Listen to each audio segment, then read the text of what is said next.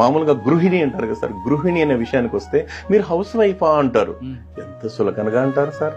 అదే house wife అనే విషయానికి వచ్చినప్పుడు ఆ మహాతల్లి ఉదయం నిద్ర లేచింది మొదలుకొని సార్ అంటే సూర్యుడు ఉదయించక ముందే నిద్ర లేచి ఆ తర్వాత ఆ ఇంటి పనులన్నీ చక్కదిద్దుకుని తను తింటుందో తినలేదో బిడ్డలు క్యారియర్ కట్టేయడం, వాళ్ళకి మంచెట్లు చూడడం, స్కూల్కి పంపడం, మళ్ళీ ఇంటి పనులు చూసుకోవడం, మళ్ళీ మధ్యాహ్నం భోజన కార్యక్రమం, ఆ తర్వాత భర్త ఇంటికి వస్తే భోజనం పెట్టడం, మళ్ళీ సాయంత్రం మళ్ళీ పిల్లలు ఇంటికి చూసుకోవడం, మళ్ళీ ఈ ఇంట్లో ఉంటాయి కదా సార్ ఇంటి పనులు, ఇంటిల్లి పాది పనులు అంటే ఒకటేని కాదు సార్.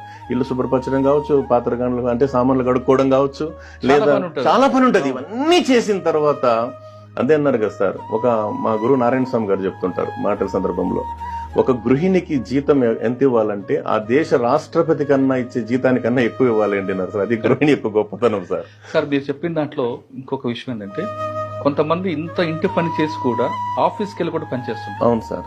మీరు గృహిణి అన్నారు.